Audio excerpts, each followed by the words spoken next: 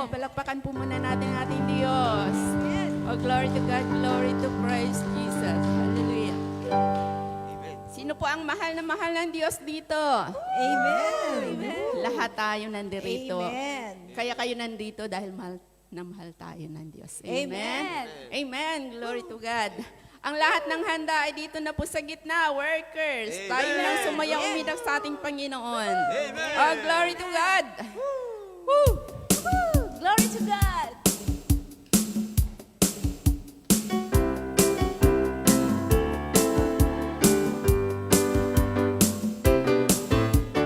Ang pag-ibig niya Nagbabago. hindi nagbabago. Dahil sa Kanya. Dahil sa Kanya, tayo'y naligtas. Ang pag-ibig niya hindi nagbabago. Dahil sa Kanya, tayo'y naligtas. Huwag nating isipin na hindi niya tayo mahal. Huwag mag-alinlangan sa pagmamahal niya. Kaya't mahalin natin siya ng buong puso. Mahal na mahal tayo ng Diyos. Magmahalan tayo, yan ang utos ng Diyos. Magkaisa tayo, na purihin siyang lubos. Magmahalan tayo, yan ang utos ng Diyos. Magkaisa tayo, na purihin siyang lubos. Huwag nating isipin. Huwag nating isipin na hindi niya tayo mahal. Huwag Huwag mag-alinlangan mag-alinlangan sa pagmamahal niya. Kaya't mahalin natin. Mahalin natin siya ng buong puso. Mahal na mahal tayo ng Diyos. Huwag nating isipin. Huwag nating isipin na hindi niya tayo mahal. Huwag mag-alinlangan sa pagmamahal niya. Kaya't mahalin natin siya ng buong puso. Mahal na mahal tayo ng Diyos. Mahal na mahal tayo ng Diyos. Mahal na mahal tayo ng Diyos. Amen. Glory to God. Glory to Christ Jesus. Amen. Amen. Lahat nandirito mahal na mahal ng Diyos. Amen. Kaya marapat lamang na pasalamatin natin ang Diyos sa kanyang pagmamahal na binigay sa atin. Amen. Amen. Amen. Glory to God. Glory to Christ Jesus. Hallelujah. Yes, Lord. Tunay na napakabuti mo. Tunay na walang hanggang iyong pag-ibig. Tunay na kay ganda ng iyong mga ginawa sa aming mga buhay. Amen. Kay gandang pagmasdan ng kapaligiran ng iyong malingkod ay nagpupuri sa iyo. Nagpapasalamat sa lahat ng biyaya, pagpapala na patuloy yung pinagkakalob sa amin. Amen. Amen. Sige po, taas po natin ang ating mga kamay. Tanda po yan ng pagsuko na wala po tayong magagawa kung wala ang Diyos sa ating mga buhay. Amen. Amen. Oh, glory to God. Glory to Christ Jesus.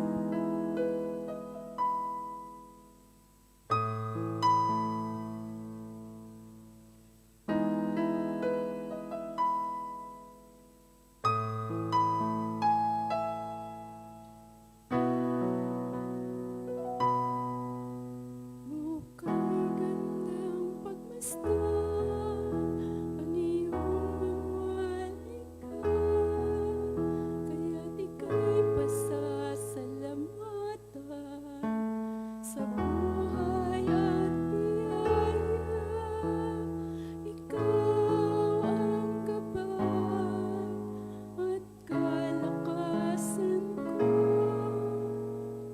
presensya mo,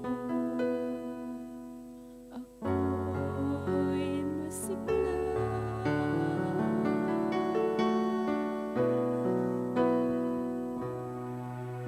Hukay kanilang pagmasdan ng iyong mga likha, kaya ika'y pasasalamatan sa buhay at biyaya.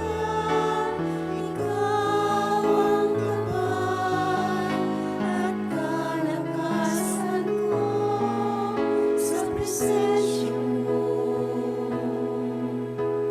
Ako'y masigla,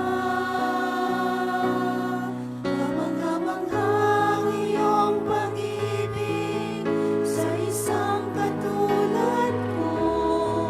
Karapat-dapat kang awitan at purihin sa iyong tahanan hanggang sa dulo ng aking hininga.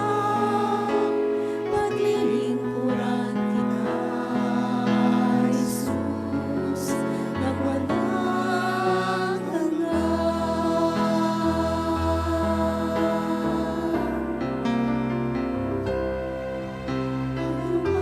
Ang suliranin, ikaw ang sandigan ko, mga salita mo, tanging panghahawakan ko. Ikaw ang pag-asa at tagumpay. Salamat, Jesus, nariyan ka sa piling ko. Kamangha-manghang iyong pag-ibig sa isang katulad ko. Karapat-dapat kang awitan at purihin sa iyong tahanan hanggang sa dulo ng aking hininga. Paglilingkuran kita, Jesus, nang walang hanggan. Kamangha-manghang iyong pag-ibig sa isang katulad ko. Karapat-dapat kang awitan at purihin sa iyong tahanan hanggang sa dulo ng aking hininga. Paglilingkuran kita,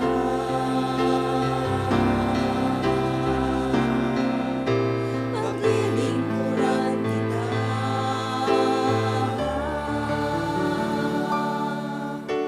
paglilingkuran kita, Jesus, nang walang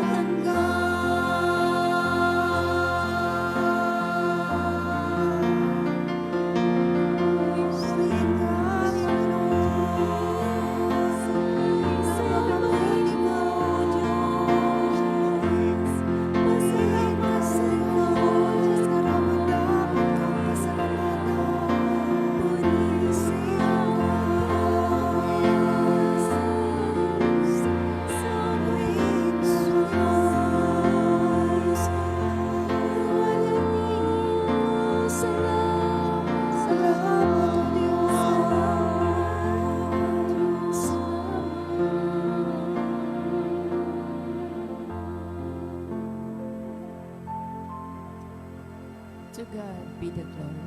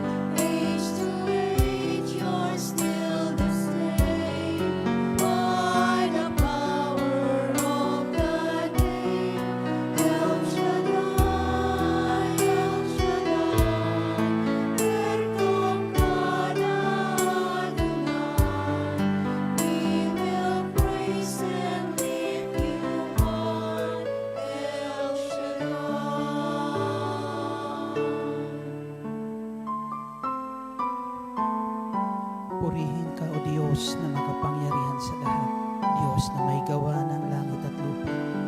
Sa iyo ang lahat ng kapurihan, kaluwalhatian, ngayon at magpakailanman. Hallelujah, hallelujah.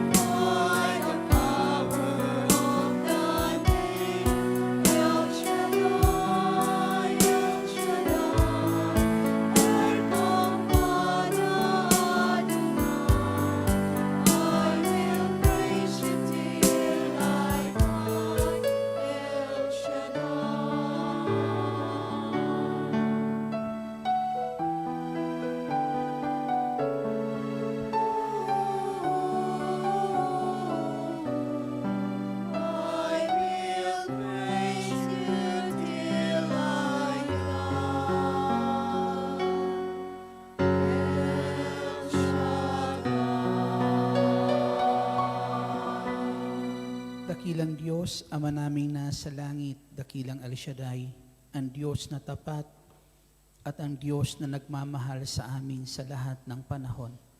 Salamat o Diyos sa biyaya ng kaligtasan kaloob mo sa amin sa pamagitan ng bugto mong anak na si Jesucristo na nag-alay ng kanyang buhay para sa aming katubusan. Salamat Panginoong Hesus sa pagmamahal mo sa amin.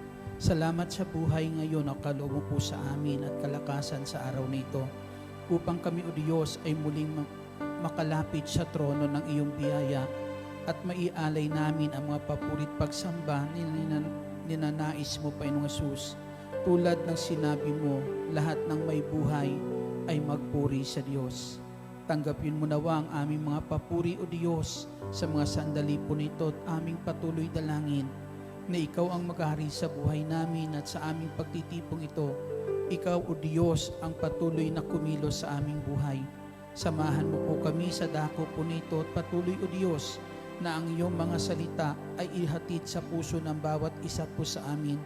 Salita mo o Diyos na patuloy magbibigay sa amin ng liwanag at higit sa lahat, Ama, pagkalooban mo kami ng espiritu ng kababaang loob upang dakilang Diyos ang buhay meron kami patuloy naming may talaga sa iyo upang ikaw ay aming mapaglingkuran. Dinggin mo nawa ang dalangin ng bawat isang narito at ipagkaloob sa ngalan ng Panginoong Hesus, sa ngalan ng Ama, ng Anak, ng Espiritu Santo. Amen. Purihin ang Diyos ay pag-ibig.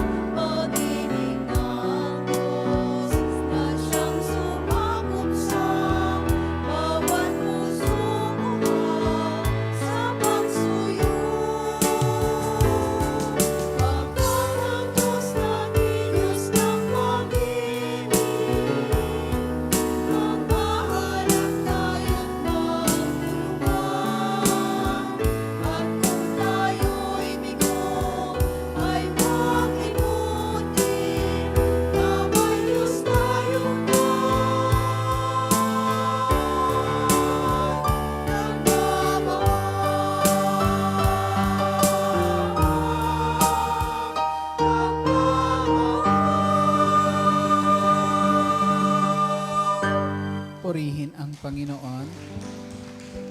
At ang mabuting balita ay ating tunghayan mula sa Ebanghelyo ng Panginoong Hesus ayon kay San Marcos, Kabanata 9, simula mga talata 33 hanggang sa susunod na mga talata. At dumating sila sa Kapernaum. Nang sila'y nasa bahay na, tinanong ni Jesus ang kanyang mga alagad, "Ano bang pinagtatalunan ninyo sa daan?" Hindi sila kumibo, sapagkat ang pinagtatalunan nila'y kung sino sa kanila ang pinakadakila. Naupo si Jesus at tinawag ang 12 at sinabi, "Ang sino mang nagnanais maging una ay dapat maging huli sa lahat at maging lingkod ng lahat." Tinawag niya ang isang maliit na bata at pinatayo sa harapan nila. Pagkatapos, kinalong niya ito at sinabi, "Ang sino mang tumatanggap sa isang batang maliit na batang tulad nito, alang-alang sa akin, ay tumatanggap sa akin, at sino mang tumatanggap sa akin, hindi ako ang kanyang tinatanggap, kundi ang nagsugo sa akin." Ito ang mabuting balita ng ating Panginoong Hesukristo. Pinupuri ka namin, Panginoong Hesukristo. Papurihan natin ang Panginoon. Glory to God. Sa Kanya ang lahat ng kapurihan, kaluwalhatian sa umaga po o sa hapon pong ito. Amen. Sige po, pwede na po silang maupo. Muli, isang mapagpalat magandang hapon sa inyong lahat. Pinapalang hapon din po sa iyo, brother. Sinong gustong maging dakila? Ayan. Kapag itong pinag-uusapan ng gospel po, mayroon kami kasing kasama na kung saan pag nagtanong, sinong gustong maging dakila? May sisigaw na kasama namin, si Brother Nestor. Kasi ang apelyido niya, dakila. Ayan. Ayan. Masipag na lingkod ng Diyos po iyon. Dito po sa ating Ebanghelyo po ngayon, mga kapatid, sa ating Panginoong Jesucristo, ay walang gusto sa atin na magiging tinatawag na kulilat. Maging talunan, maging huli, maging hamak, o maging api. Di ba? Walang gusto sa atin yan. Mas maganda ang nakakaangat ka sa iba. At yun ang gugustuhin natin. Amen? Yung mas nakakaangat tayo sa iba, ito yung ginugusto ng marami, mga kapatid, sa ating Panginoong Jesucristo. Subalit, mga kapatid, nung sandali po na yan, nagtatanong ang ating Panginoon sa kanyang mga alagad na kung ano yung kanilang pinagtatalunan sa daan. Nagtatalo-talo sila.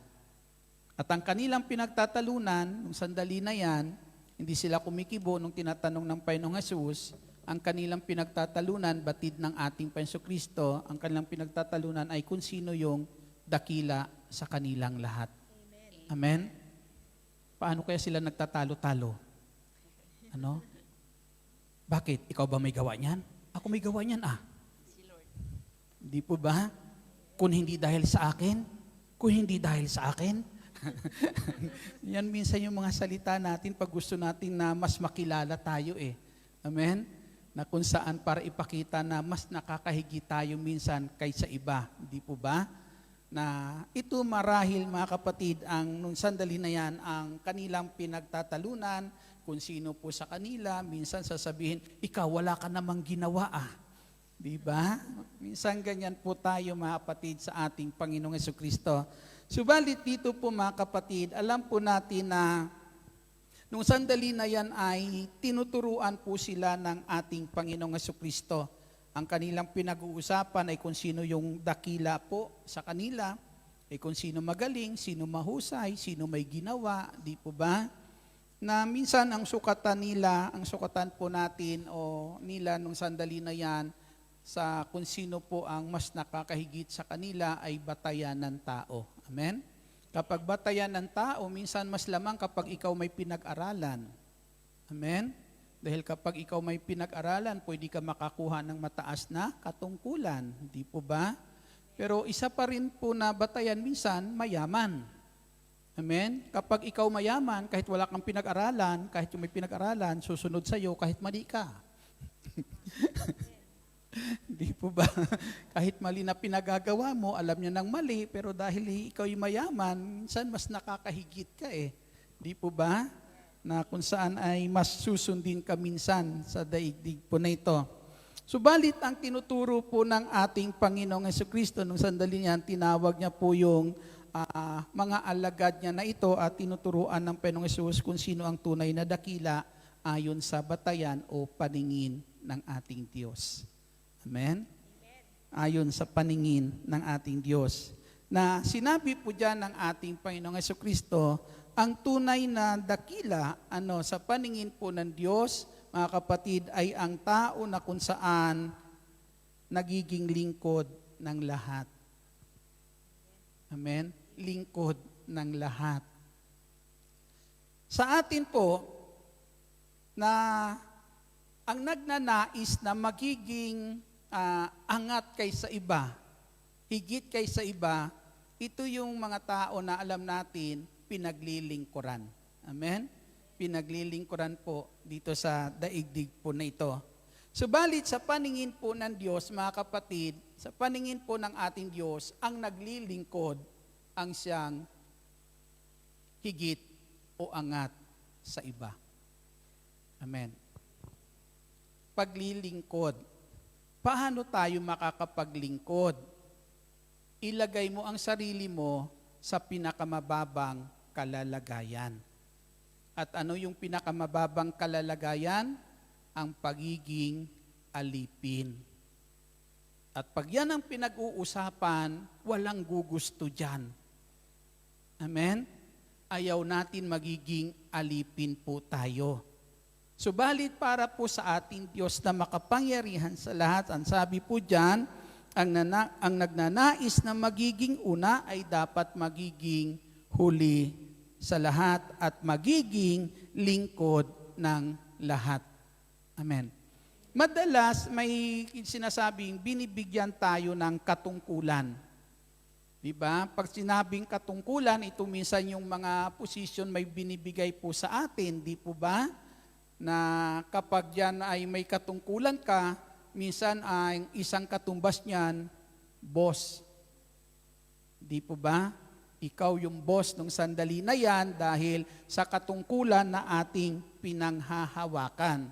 Subalit mga kapatid sa ating Panginoong Jesucristo, kapag tayo binigyan ng katungkulan, dapat nating isipin at ariin tayo ang pinakahamak. Kasi bakit? Tayo ang may obligasyon. Amen. Binigyan ka ng katungkulan kasi para ikaw ay makapaglingkod. Narinig nyo na siguro yan sa isang presidente natin sa Pilipinas. Kanina ninyo yan narinig. Kayo ang aking boss. Yun ang sinabi ni Presidente Noynoy. Hindi po ba nung siya'y nagtalumpati, diba, bilang presidente natin, ang sabi niya, kayo ang aking boss, ako ang inyong lingkod. Amen. Na inilalagay niya ang kanyang sarili hindi sa matas na kalalagayan na bilang presidente dapat paglingkuran, kundi bilang presidente siya ang maglilingkod para sa atin. Amen. Purihin po natin ang ating Jesucristo na dapat ilagay natin ang ating sarili sa kalalagayan ng pagiging alipin. Kasi kapag inilagay mo ang sarili mo sa pagiging alipin, kahit apakan ka, hindi ka masasaktan. Dahil para sa iyo, hindi bali ikaw ang inaapakan, ang mahalaga para sa iyo bilang alipin, makatulong ka para maiangat sila. Amen? Pagiging alipin. Pero minsan mga kapatid, may tanong po ako sa inyo, naranasan nyo na ba yung minsan ay parang kayo ang dakila? Kayo ang higit kaysa iba? Hindi nyo yan nararanasan pag umuwi kayo ng Pinas? Na parang iba ang dating nyo, abroad ako galing. Na minsan pag umuwi tayo sa Pinas ay tila baga dito lingkod ka, pero pagdating doon para bagang ikaw ang inaasikaso lahat. Amen? Di po ba? Minsan nararanasan po natin yan. Minsan may feeling ganun po tayo mga kapatid. Di po ba? Kasi bakit feeling tayo ganyan? Kasi minsan ay naipagmamalaki natin na kung saan, kung kaya sila nagkakaroon, kung kaya sila ay nagiging ganon dahil sa ating mga ginagawang paghihirap po dito. Amen? Na minsan pag umuwi po tayo, minsan iba ang tingin nila sa atin. Tama, hindi. Palakpakan natin ang ating Panginoong Jesucristo na minsan tila baga na ang lahat na lang ay gagawin sa iyo doon, di po ba? Lahat ng pag-aasikaso ay gagawin sa iyo doon, na kung saan lahat yun na ginagawa nila sa iyo doon, pagdating mo roon, dito ay gawain mo din naman yan dito. Amen? Na minsan konting bawi lang pag umuwi ng Pinas, di po ba?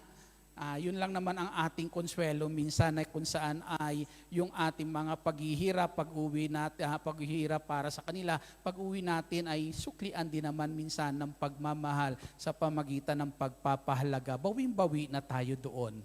Amen? Bago ka bumalik po ng Hong Kong, tuloy, naho-homesick ka ulit kasi hinahanap mo yung mga pagmamahal na iyon. Di po ba? Purihin po natin ang ating Panginoong Jesucristo. Na ito ang nais po ng ating Panginoon, ng ating Jesucristo nung siya'y naparito sa daigdig. Alam po natin ano ang sabi ng Panginoong Jesus, hindi ako naparito bilang Panginoon para paglingkuran nyo, kundi para maglingkod. Amen? Naparito ako hindi para paglingkuran, kundi para maglingkod at ialay ang buhay para sa ikaliligtas ng marami. Amen? Ialay ang buhay. Na yan ang buhay ng pagiging isang alipin, mga kapatid, sa ating Jesucristo, na para magawa natin ang mabuti, ang sabi ng Panginoon, kung gusto nyo maging dakila sa paningin po ng Diyos bilang kayo mga alagad ko na tinawag, ang sabi ng Panginoong Jesus, ilagay nyo ang iyong sarili sa pinakamababang kalalagayan. Amen? Dahil yung pinakamababang kalalagayan iyan, diyan ninyo makunsaan, tunay magagampanan ninyo ang nais ng Diyos na gawin ng bawat isa sa atin. Amen? Okay lang ba sa inyo yon? Yung kayo yung inaapak-apakan? Amen? Ano kaya pag uwi mo sa Pinas, nagpapakahirap ka para sa kanila, tapos pag uwi mo sa Pinas, inaapi-api ka doon? Papayag ba kayo ng ganon? Baka katakot-takot na sumbat ang abutin, Hindi naman. Di ba? Baka sasabihin, abay, di ba? Magmamalaki sa iyo na kung saan ay alam mo na kung saan kaya nila nararanasan yan dahil sa mga paghihirap meron ka dito. Amen? Pero ang tunay po na lingkod ng Diyos, mga kapatid sa Panginoong Jesus, hindi isinusumbat kung ano ang kanyang nagawang mabuti sa kanyang kapwa. Amen?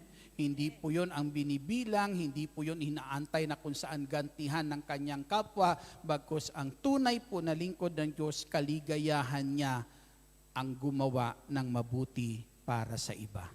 Purihin po natin ang ating Panginoong Jesucristo na kahit hindi man yan gantihan, amen, ang mahalaga para sa iyo, nakikita mo kung ano ang ibinubungan nito na maganda para po sa kanila. Masaya na tayo doon. Di po ba? Ayan.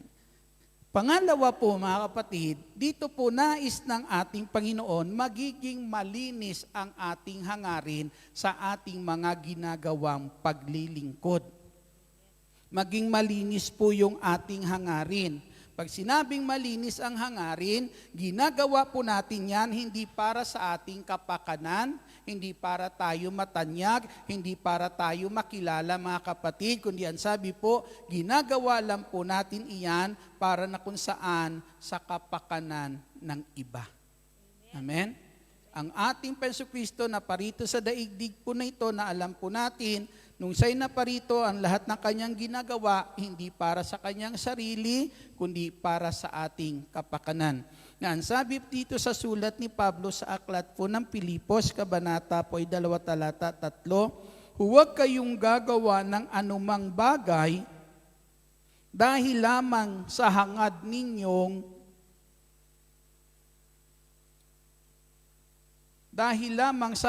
ninyong matanyag, bagkos magpakababa kayo at huwag ipalagay na kayo'y mabuti kaysa iba. Ipagmalasakit ninyo ang kapakanan ng iba, hindi lamang ang sa inyong sarili. Purihin natin ang ating Panginoong Hesukristo. Na ang sabi po, gumawa kayo, ang sabi po dyan, hindi po para matanyag, kundi gawin po natin para sa kapakanan ng iba. Amen? Kapakanan ng iba, na ang sabi po dyan mga kapatid, pahalagahan natin yung iba. Hindi lamang yung para sa ating sarili. Amen? Kung tayo po ay susunod sa ating Panginoong Hesukristo, kung isa sa buhay natin yung mga turo na ito ng ating Panginoong Hesus, para bagang agrabyado tayo. Amen? Kasi dito sa daigdig, minsan, kapag kabutihan ang gagawin mo, parang agrabyado ka. Amen? Kasi kapag yung ginagawa mo dito sa daigdig ay panglalamang sa kapwa mo, mukhang kikita ka. Di po ba? Yan ang batayan po ng daigdig po nito. Pero dito po mga kapatid, kung kabutihan talaga ang gagawin natin at susundin po yung itinuturo ng ating Panginoong Kristo, talagang mailalagay mo talaga ang sarili mo para magawa ang mabuti na kung saan kinakailangan mo magsakripisyo. Amen? Magsasakripisyo ka talaga para magawa po natin ang mabuting nais ng ating Panginoong Hesukristo. Diba? Kaya isa madalas na halimbawa ko, di ba yung puno? Kaya ang tanong ko lagi, kasi may sinabi ang Panginoong Hesus, ako ang puno, kayo ang mga sanga. Diba? Alin ang mas mataas? Puno o sanga? Diba? Sanga ang mataas. Ang puno nasa baba. Itinutulak ng puno pataas ang lahat ng sanga. Kahit anong bigat ng sanga, dala-dala iyan ng puno.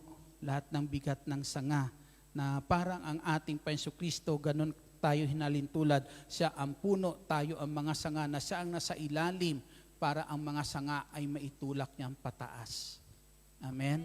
Maiangat niya, maiahon niya ang bawat sanga buhat sa pagkakalugmok ng tao, maiahon ng Panginoong Hesus at mabigyan ng magandang dignidad ang tao. Amen? Amen. Ng magandang buhay, mabigyan ng karangalan ang bawat tao. At ito po yung sinasabi dito ni San Pablo, huwag nyo lang intindihin ang para sa inyong kapakanan, intindihin nyo rin ang para sa iba. Purihin po natin ang ating Panginoong Hesukristo. Malakas na papuri po sa Diyos. Kaya ang sabi dyan ni Pablo sa aklat ng Roma, kabanata po ay 12, sinasabi ni San Pablo ay ganito, makitangis kayo, makisaya kayo, makigalak kayo sa nagagalak at makitangis kayo sa mga tumatangis. Amen? Anong ibig iparating ni San Pablo? Kapag may kapatid ka, ang iyong kapwa ay umaangat ang buhay, matuwa ka. Huwag mong kainggitan. Amen? Huwag mong kainggitan. Kasi minsan, mga gawain po natin kapag umaangat yung kanyang kapwa, ang sabi po minsan, ang ating mentality minsan ng Pilipino ay parang talangka. Di po ba? Sabi nila parang talangka, na kapag ang talangka inilagay mo sa isang supot, kapag may isang talangkang umaangat, hahawakan para hilain pababa. Amen? Yan sabi ni San Pablo, makigala kayo kung anong tagumpay meron ang iyong kapwa, kung anong mga magagandang nangyayari sa iyong kapwa. Matuwa ka, ikatuwa mo yung magagandang nangyayaring iyon. Huwag mong kainggitan, huwag mong sirain. Amen? Kaya ang sabi rin ni San Pablo, kapag ang iyong kapwa ay tumatangis, makitangis ka sa kanila. Amen? Kahit anong ginagawa niya na masama noon. Amen? Na kung saan dumating sa punto ng kanyang buhay, dumating sa kabiguan, kapatid, pagdating sa kabiguan ng buhay ng taong yan, sabi ni San Pablo, makitangis ka, makiisa ka, huwag mong iwan ang taong iyan. Amen? Makiramay ka sa tao pong iyan. Amen? Huwag mong sabihin, buti nga. Di ba? Bakit po? Bilang hangarin makapaglingkod sa Diyos at magawa yung nararapat na mabuti na nais ng Diyos, mga kapatid sa Panginoong Hesus, sa oras ng kabiguan yan, andyan dyan ka dapat. Amen? Kaya sinasabi ng San Pablo, kahit kaaway mo yan, pag nakita mong nagutom, pakanin mo. Dahil yun ang mabuting dapat nating gawin. Amen? At para magawa po natin iyan, gawin po natin iyan na mayroong pag-ibig. Ang sabi po dyan sa sulat ni Pablo sa Aklat ng Korinto, kabanata po ay, sa unang Korinto, kabanata ay 16 at talata po ay 14, sinasabi po ay ang ganito na kung saan para magiging magaan sa loob po natin ang lahat na yan, magagawa po natin na walang tutol mga kapatid sa ating sarili po. Ang sabi, gawin natin ang lahat. Ang sabi sa talata po 16, kabanata 16 at talata po ay 14, mga kapatid, ang lahat ng ginagawa ninyo, gawin ninyong may pag-ibig. Amen? Masarap bang gumawa na may pag-ibig? Ang sabi nga po ay, pwede ka magbigay ng walang pag-ibig. Pero walang taong umibig na hindi nagbibigay. Amen? Dahil sa pamamagitan ng ginagawa niyang ito, doon niya inihahayag ang kanyang pagmamahal. Amen? Ipinahayag ni ang sabi ni San Pablo, ipinahayag sa atin ng Diyos ang kanyang pagmamahal sa Roma chapter 8 verse 5. Kung hindi man nagkabaliktad, ang sabi po dyan ay ipinakadama sa atin ng Diyos ang kanyang pag-ibig nung siya'y namatay sa krus, nung siya'y ipinako sa krus, noong tayo'y makasalanan pa. Amen? Kailan inialay ni Kristo ang buhay niya? Inialay niya ba ang buhay niya para sa taong matuwid? Hindi. Inialay niya ang buhay niya para sa taong makasalanan. Para ang taong makasalanan, mga kapatid, ay buhat sa pagkakasala, buhat sa pagkaalipin ng kasalanan na kung saan umaalipin sa kanya sa kasamaan, ang taong ito ay madala ni Kristo sa tunay na kabutihan. Amen. Palakpakan natin ang ating Panginoong Jesucristo. At ang lahat na yan, ginawa ng Panginoon bunga ng pagmamahal. Na kung tayo po, dapat yan ang hangarin natin. Ginagawa po natin ang lahat na yan dahil sa pagmamahal. Amen?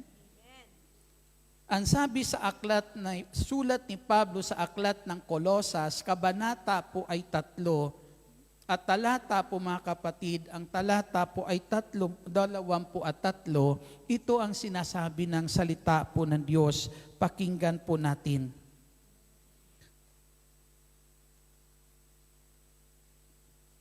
Ang sabi, anuman ang inyong ginagawa, gawin ninyo ng magaan sa kalooban, na waring hindi sa tao kayo naglilingkod, kundi sa Panginoon. Ang sarap naman nun.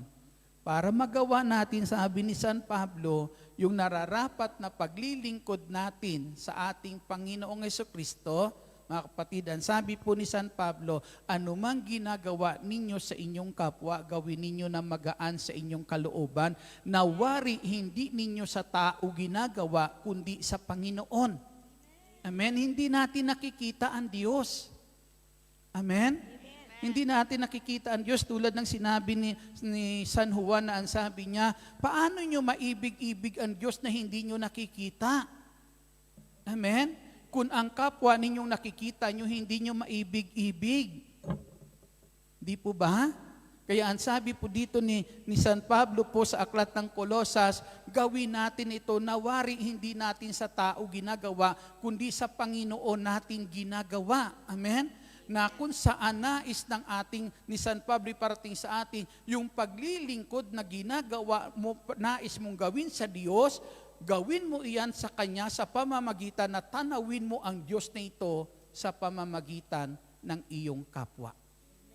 Na yung mabuting gusto mong gawin sa Panginoon, gawin mo sa iyong kapwa na kung saan tinatanaw mo sa Kanya ang ating Panginoong Hesukristo. Kung ang Panginoong Jesus ay natatanaw natin sa isa't isa, gagawa ka ba dyan ng masama? Si Kristong natatanaw mo dyan? Sasaktan mo ba ang Panginoon? Di ba hindi mo gagawin yon? Di po ba? Kaya kapag yun ang ating ginagawa, ay tinatanaw natin ang Panginoong Jesucristo sa bawat isa, magagawa mo kung anong mabuting nais ng Panginoong Jesus. Na ang sabi ng Panginoong Jesucristo sa Ebanghelyo po ni San Mateo, ano mang ginawa ninyo sa iyong kapwa, sa akin ninyo ginawa. Amen? Kaya nung nakaraan, ang sabi ko nga mga kapatid ay ganito. Sabi ko, nung pasanin ni Kristo ang krus na ito, yung krus na iyon ay para sa ating ikabubuti. Amen? Para sa ikabubuti po natin. Pasan-pasan niya yun. Pasan-pasan yun ng ating Panginoong Jesucristo. Yung krus na yan ng kabutihan, mga kapatid. Kasi sabi ng Panginoong Jesus, kung gusto niyo sumunod sa akin, pasanin ninyo ang krus araw-araw. At sumunod sa akin. Di po ba?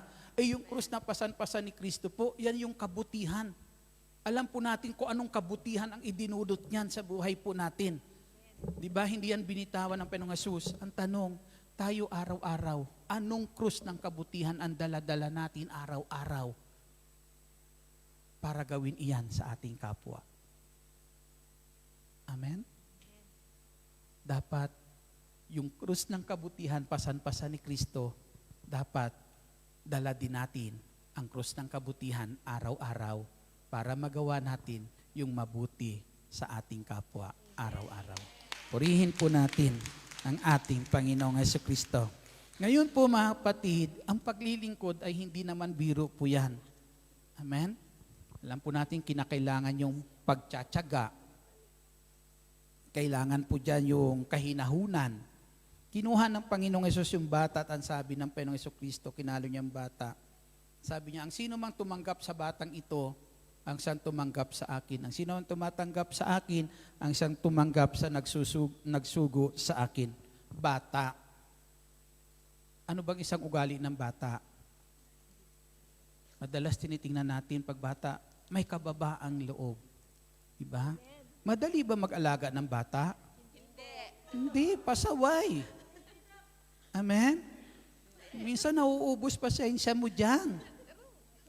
Hindi ba? Bata po mga kapatid sa ating Panginoon Kristo, alam po natin yan, kapag minsan bata, alam po natin, andyan dyan yung ugaling pasaway. Amen? Ngayon sa isang batang pasaway, paano mo siya pakikitunguhan? Anong kabutihan ang pwede mong gawin sa kanya? Bata mga kapatid, di po ba pag sinabing bata, halimbawa, wala kang anak, nag-ampun ka.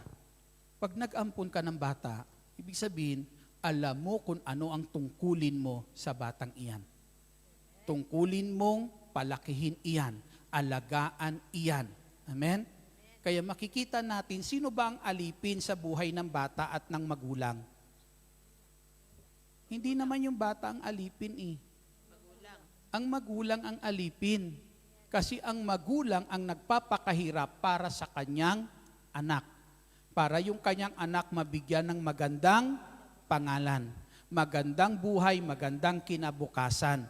Yung magulang, kaya gagawin lahat ng magulang, ang lahat mga kapatid, para po lahat ng pagpapakahirap gagawin ng isang magulang, mabigyan lang ng magandang kinabukasan ang kanyang anak.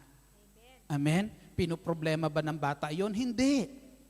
Amen? Tungkulin po yun ng isang magulang, mga kapatid, na kung saan lahat ng pangangailangan ng batang ito, ang magulang ang tumatanaw. Amen. Kung paano niya iyan maibigay para sa kanyang anak. Purihin po natin ang ating Panginoong Jesucristo. Kaya, alam niyo yan, hindi madali magpalaki ng anak. Amen. Kung ganun kahirap magpalaki ng anak, ibig sabihin, ganun ka dapat nagtitiis kung nais mong gumawa ng mabuti sa iyong kapwa. Amen. Di ba? Yung minsan problema natin, di po ba? Ginawa-gawa mo na lahat, tapos minsan ang dami pang naisusumbat. O sige nga, maglilingkod ka pa ba? Gagawa ka pa ba ng mabuti? Di ba? Minsan mahirap, mga kapatid, sa ating Panginoong Jesucristo. Sa bayang Israel po, nais ko pong ipakita po to sa inyo. Sa aklat ng Exodo po, Kabanata po 33, babasahin ko po ito sa inyo. Sinabi ni Yahweh kay Moises, umalis na kayo rito at magtuloy sa lupaing ipinangako kina Abraham, Isaac at Jacob na ibibigay ko sa kanilang lahi.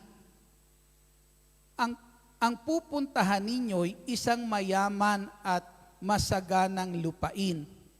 Pauunahin ko sa inyo ang isang anghel upang palayasin ang mga Kananeo, Amoreo, Heteo, Periseo, Hibeo, Jebuseo.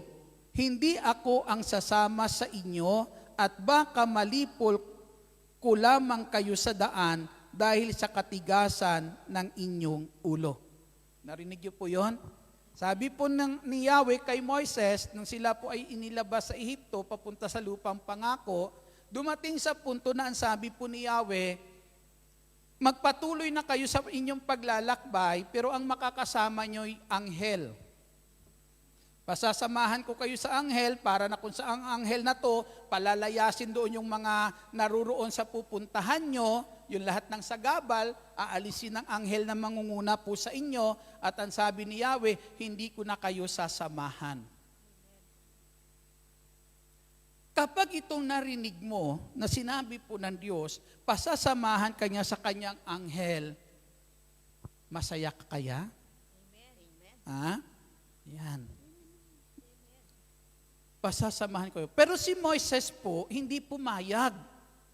Hindi pumayag si Moises na anghel ang kanyang kasama sa paglalakbay. Pero ano ang dahilan bakit ayaw na sila samahan ni Yahweh? Kasi ang sabi po diyan, dahil matigas na ang kanilang ulo. Mismo si Yahweh muntik na sumuko sa Israel sa bayang Israel, di po ba? Tayo pa kaya? Amen. Amen. Na hindi ganun kadali maglingkod, mga kapatid. Na sabi nga, ginagawa mo na ang lahat minsan. Minsan hindi yung ginawa mo na para sa kanila ang nakikita, kundi kung ano pa yung kamalian at tila'y kulang mayroon sa'yo. Amen? Amen. Dito ginagawa na ni Yahweh para sa bayang Israel ang lahat para makarating sila sa lupang pangako. Pero ang sabi po yan, ang tigas ng kanilang ulo. Pagpapatuloy ko po, nang malaman ito ng mga Israelita, labis silang nalungkot at isa may walang nagsuot ng alahas. Sinabi ni Yahweh kay Moises, sabihin mo sa mga Israelita na matigas ang ulo nila. Baka kung ako ang sasama sa kanila, sa kanilang paglalakbay ay malipol ko lang sila. Tayo niyo po yun? Kaya suko si Yahweh, sabi niya, ayaw ko na kayong samahan. Kayo na lang, anghel na lang ang kasama nyo. Pero sa bandang huli, mga kapatid, itong sinabi po ni Moises. Sinabi ni Moises kay Yahweh, iniutos ninyo sa aking pangunahan ko ang bayang ito papunta sa lupaing ipinangako ninyo. Ngunit di ninyo binanggit kung sino ang makakatulong ko. Sinabi pa ninyong lugod na lugod kayo sa akin. Kung ito'y totoo, ipinakikiusap kong sabihin ninyo sa akin ang inyong mga panukala para malaman ko upang patuloy kayong malugod sa akin. Alalahanin ninyo na ang bayang Israel ay sa inyo. Ang sabi po ni Moises, kung talagang nalulugod kayo sa akin, ang sabi ni Moises, sabihin nyo sa akin ang mga panukala nyo, ipabatid nyo sa akin ang kalooban nyo para patuloy kong magawa iyan at kayo'y malugod sa akin. At dahil ito ang hangarin ng puso po ni Moises, mabuhay sa kalooban po ng Diyos, magawa kung ano yung mabuting nais ng Diyos, ang sabi ng Diyos, sasamahan ko kayo hanggang sa lupain, patutunguhan ninyo, at iyo'y lubusan kong ipapasakop sa inyo. Sagot ni Yahweh. Purihin natin ang ating Panginoong Kristo. Dahil sa may isang taong naghahangad malaman ang kalooban ng Diyos, naghahangad na kung saan magawa ang kalooban po ng Diyos, ang sabi ng Diyos, hindi kita iiwan, sasamahan kita. Amen. Purihin po natin ang ating Panginoong Kristo. na minsan, tayo minsan sumusuko din sa paggawa ng mabuti. Amen? Tila bagay napapagod din po tayo, mga kapatid, sa ating Panginoong Jesucristo. Subalit, mga kapatid, sa ating Panginoong Jesus, isa lang ang nais po ng Diyos. Huwag tayong sumuko. Kung anong mabuting magagawa natin sa ating kapwa, huwag tayong sumuko. Ipagpatuloy po natin yan. Amen? Dahil alam po natin na ang sabi po ng Diyos, kung hindi tayo susuko, magsasawa sa paggawa ng mabuti, lahat ng kabutihang iyan, aanihin natin pagdating ng takdang panahon. Purihin po natin ang ating Panginoong Jesucristo. Malakas na papuri po sa Diyos. Marami dito sa inyo, mga kapatid, nakakalimutan na mag-asawa dahil sa maraming mga pinaaral. Pinaaral na yung kapatid, pinaaral pa yung anak ng kapatid. Hindi natatapos yung pagpapaaral ng anak doon sa kapatid, kundi nung magkaanak yung kapatid na pinagtapos sa pag-aaral, siya pa rin ang nagpapaaral. Amen? Di po ba nakikita po niyo yung kabutihan pong iyan na minsan nakakalimutan na ng marami dito sa inyo, mga kapatid, yung ukol para sa kanyang sarili? Di po ba? Bagkus inuuna ang marami. Hindi po iyan nalilimutan ng Diyos. Nakikita po iyan ng ating Panginoong Jesucristo. Hindi ka man gantimpalaan ng tao sa daigdig po na to, may Diyos din naman pagdating ng panahon, gagantimpala po sa iyo. Ano ang sabi po ng Diyos? Kapag ginamit ninyo ang mga kayamanan ng mundong ito sa paggawa ng kabutihan, sa pagpapadama ng pagmamahal, ang sabi po, mayroon naman tatanggap sa inyo sa tahanang walang hanggan. Mayroon naman tatanggap sa inyo, mayroon din naman kikilala sa inyo sa langit. Amen? Pag sinabing kinikilala ka ng langit, ang hindi kayang ibigay sa iyo ng tao, may langit na makapagbibigay sa iyo. Amen. Hindi ka niya pababayaan. Hindi ka niya iiwan, alalahanin ka ng ating Diyos na ito. Kaya mga kapatid, sa ating Panginoong Jesucristo, ang paglilingkod o paggawa ng mabuti, kailangan ang pagtsatsaga. Kailangan ang kahinahunan. Amen? Amen. Na anuman minsan naririnig nating hindi maganda, sa kabila ng ating mga ginagawa, isa lang ang hangarin mo.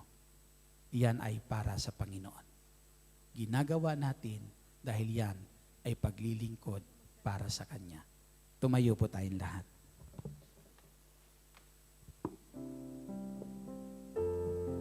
Handa nyo bang italaga ang buhay nyo sa Panginoon? Sabi ng mga alagad, nagtatalo sila. Ako ang magaling. Ako ang may gawa niyan. Dahil sa akin. Pero ang sabi ng Panginoong Hesus, ang tunay na dakila sa paningin ng Diyos ay yung naglilingkod sa lahat. Hindi binibilang kung ano ang kanyang nagawa, hindi isinusumbat kung ano ang kanyang nagawa, kundi lahat ay ginagawa para sa kaluwalhatian ng Diyos. Pikit natin ang ating mga mata. Lagay niyo po sa tapat ng puso niyo po ang inyong dalawang kamay. At patuloy kayong manalangin na ang puso na yan ay punuin ng Diyos ng kabutihan. Alisin ang anumang galit, ang anumang maaring hadlang para magawa natin ang mabuti sa bawat isa, sa sino paman, sa ating mga mahal sa buhay. Pagsingin natin ang pag-ibig ng Diyos, ang siyang pumuno sa puso ng bawat isa po sa atin, nang hindi tayo mapagod na paglingkuran ang Diyos at ang ating kapwa.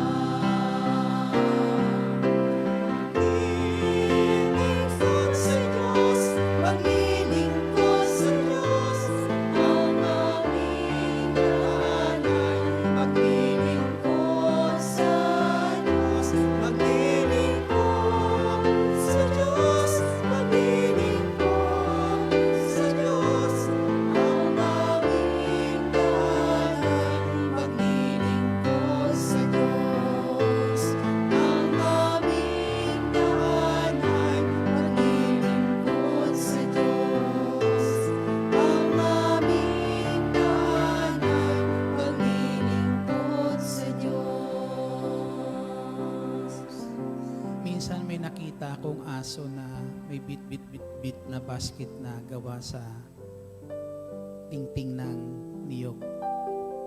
Na doon sa basket na yon may mga Tupperware na nakalagay. Ang sabi ko, saan kaya kinuha ng aso iyan?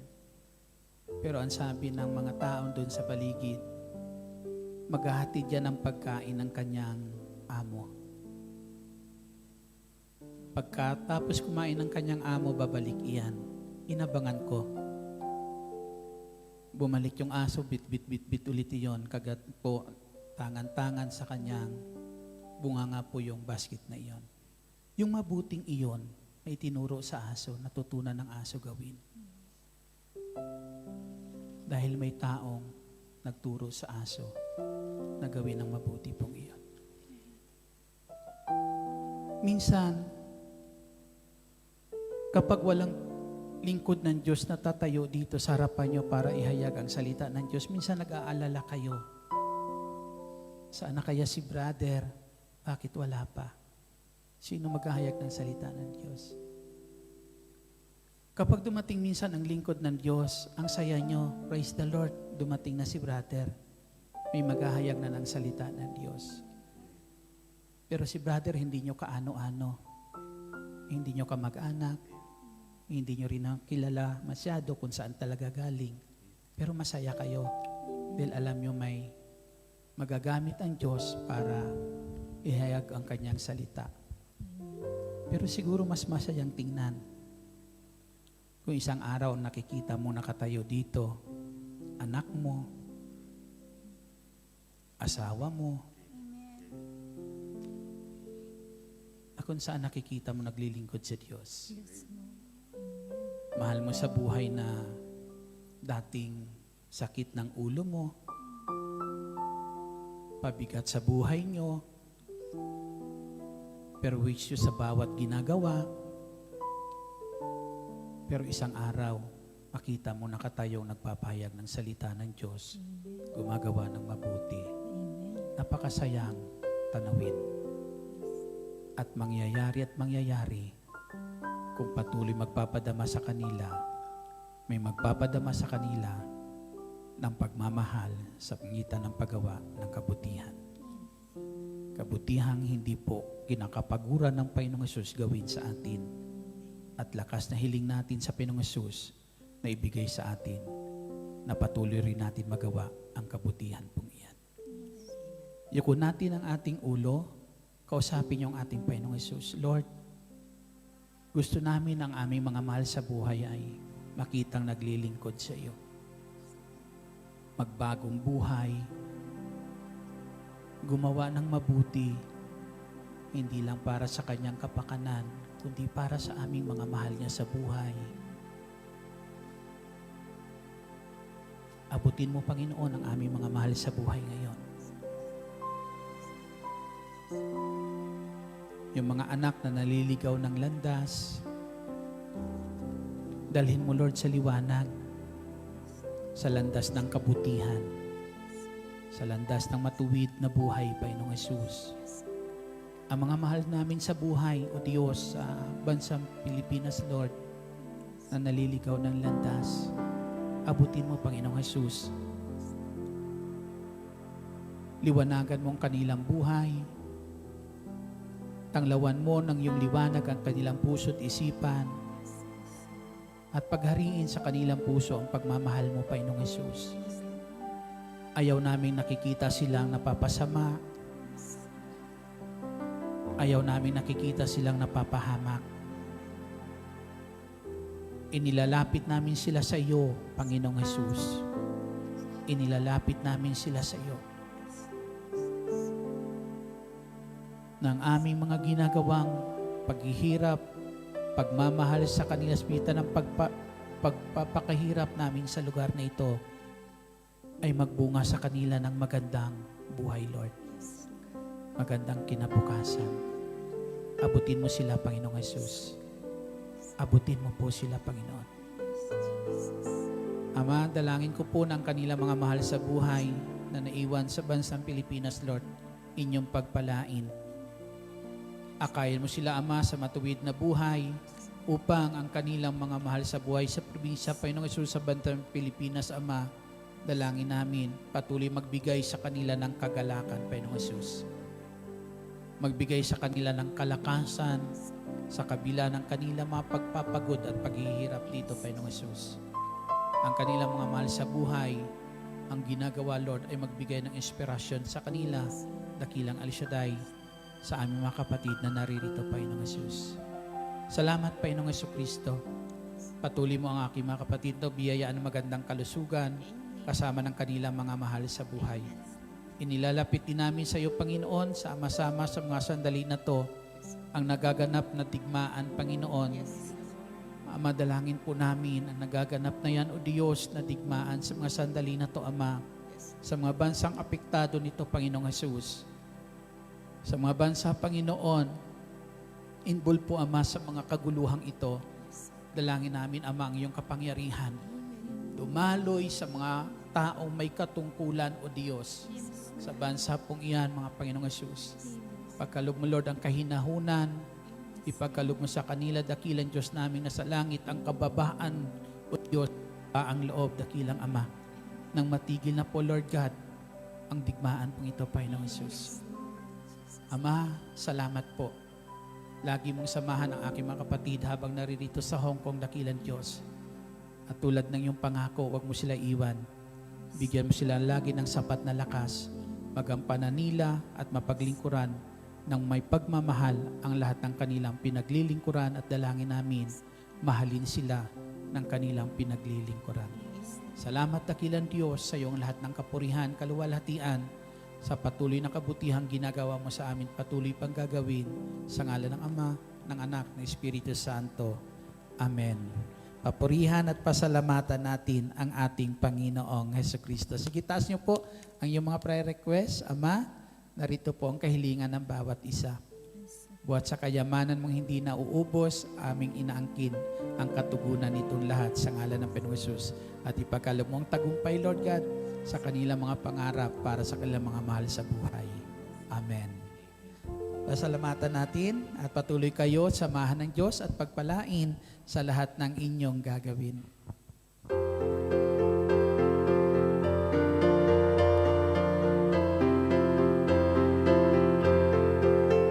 Salamat sa Diyos na Ama, salamat sa Kanyang inang, salamat ibinigay niya si Jesus Cristo. Salamat sa Diyos na Ama, salamat sa Kanyang inang, salamat ibinigay niya si Jesus Cristo. At ngayon, ang mahinay na lakas, ang mukha ay mayaman, ang dahil sa mga gawa ng Diyos. At ngayon, ang mahinay na lakas, ang mukha ay mayaman, ang dahil sa mga gawa ng Diyos.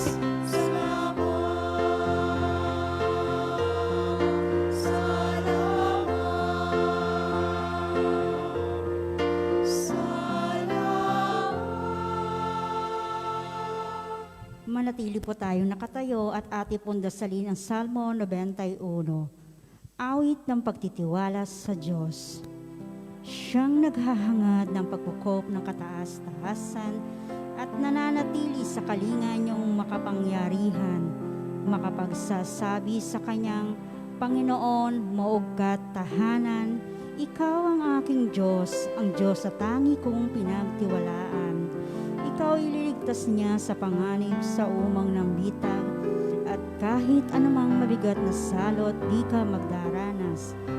Lulukoban niya sa lilim ng kanyang malabay na pakpak. Sa kalinga niya ay natitiyak mo na ikaw ay ligtas. Iingatan niya at ipagsasanggalang pagkat siya ay tapat. Pagsapit ng gabi, di ka matatakot sa anumang bagay, maging sa gagawing biglang paglusob pagsapit ng araw. Ni sana pa mang darating na salot pagkagat ng dilim, di ka matatakot sa kasamang araw kung dumating. Kahit na mabuwal sa iyong harapan ng 1,000 tao, sa iyong paligid ang bilang patay maging 10,000, di ka matatakot at natitiyak mong hindi ka maaano. Ikaw nagmamasid sa iyong panonood iyong mamasdan. Yaong masasama ay makikita mong pinarorosahan, sapagkat si Yahweh ang iyong ginawang tagapagsanggalang at ang pinili mong mag-iingat sa iyo'y kataas-taasan. Di mo aabuti ika'y mapahamak at walang daratal.